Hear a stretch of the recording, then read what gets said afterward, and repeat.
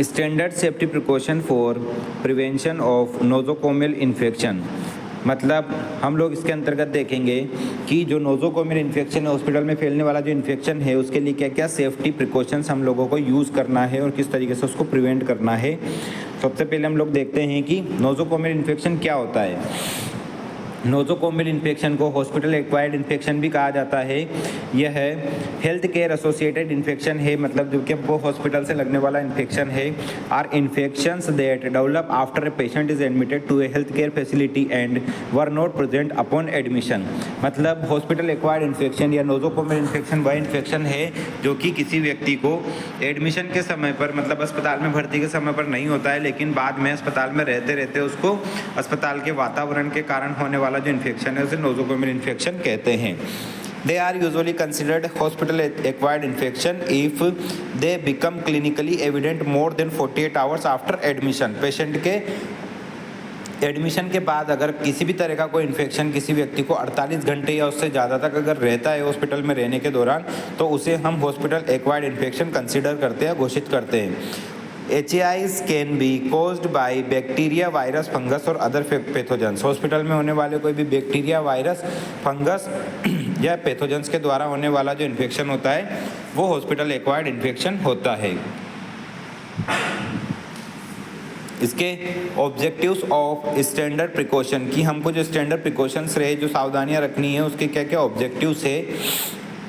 तो protect patient and health care workers, हम लोगों को हमेशा पेशेंट और हेल्थ केयर वर्कर्स की सेफ्टी का ध्यान रखना है, इसलिए हम लोगों को स्टैंडर्ड प्रिकॉशन अपनाने पड़ते हैं। सेकंड है minimize risk of infection transmission, हमें इन्फेक्शन के ट्रांसमिशन या फैलने से रोकने को भी कम करना है, उसकी होने वाली रिस्क को भी कम करना है। Universal application regardless of diagnosis, जिस बीमारी को लेकर के पेशेंट हॉस्पिटल में आया है उसके अलावा जो भी यूनिवर्सल एप्लीकेशंस है, मतलब जो भी पूरे विश्व भर में जिन चीज़ों को लेकर के सावधानी बरती जाती है उन चीज़ों से हमको इन्फेक्शन को बचाकर रखना है।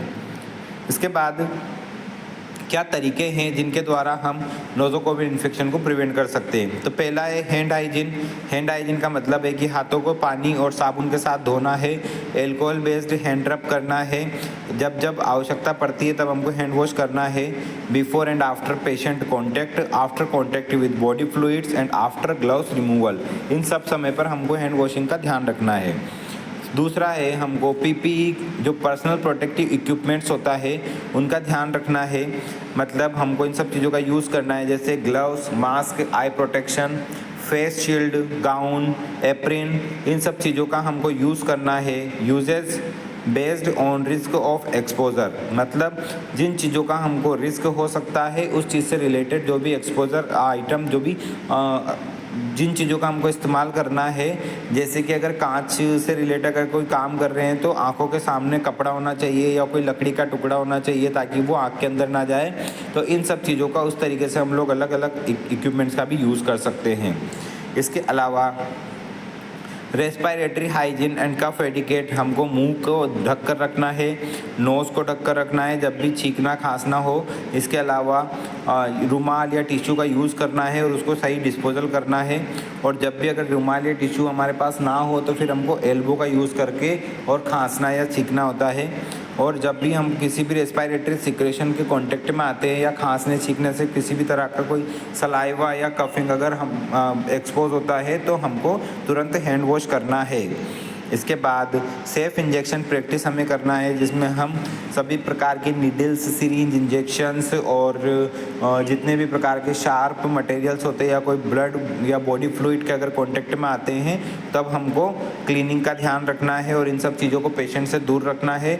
जब भी इंजेक्शन लगाने जाते हैं या मेडिकेशंस करते हैं तो ऐसे समय पर हमको एसेप्टिक टेक्निक्स का यूज़ करना है, जिसकी वजह से इन्फेक्शन को होने से रोक सकते हैं। इक्विपमेंट्स हैंडलिंग एंड स्टेरिलाइजेशन, ये भी हमको करना है कि जब भी हमको किसी भी इक्विपमेंट्स का कोई यूज़ कर रहे हैं, किसी भी सिरिंज या बोतल, ग्लास मटेरियल या किसी भी अन्य आइटम का हम लोग यूज़ कर रहे हैं तो हमको उनको साफ़ सफाई करना है, स्टेरिलाइज करना है और क्लीनिंग का भी पूरा ध्यान रखना है। कंटेमिनेशन होने से रोकना है।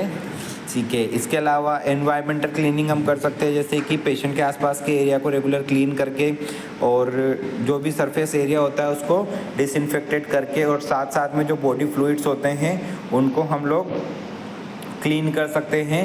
और इमीडिएटली जो स्प्लिट्स होते हैं, जैसे कि किसी का स्पूटम, ब्लड या यूरिन, सलाइवा, इन सब चीज़ों का अगर स्प्लिट होता है तो उसको हम लोग तुरंत साफ़ कर सकते हैं।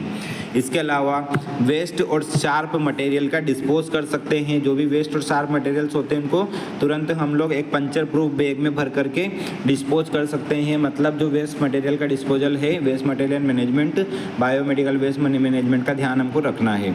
इसके बाद पेशेंट प्लेसमेंट एंड आइसोलेशन।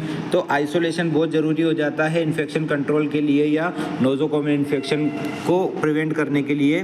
इसमें हमको पेशेंट को आइसोलेट करना है। जो भी पेशेंट हमें ज़्यादा इन्फेक्टेड लगता है उस पेशेंट को तुरंत अन्य पेशेंट से अलग रखा जाता है।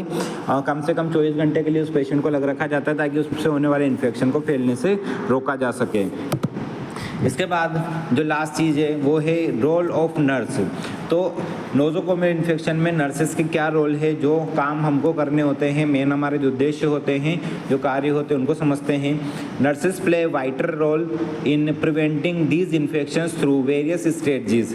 नर्सेस के द्वारा इन्फेक्शन को कंट्रोल करने के लिए कई तरह की जो स्ट्रेटजीज या तकनीकी रणनीति बनाई जाती है। उसमें है hand hygiene protocols, proper wound care, use of personal protective equipments, environmental control and patient education. तो ये कुछ 5 चीज़ें हैं जो कि हमको नर्सेस को हमेशा ध्यान में रखना होता है और इन चीज़ों के ऊपर काम करना होता है, जिसकी वजह से इन्फेक्शन को कंट्रोल करने में मदद मिल सकती है।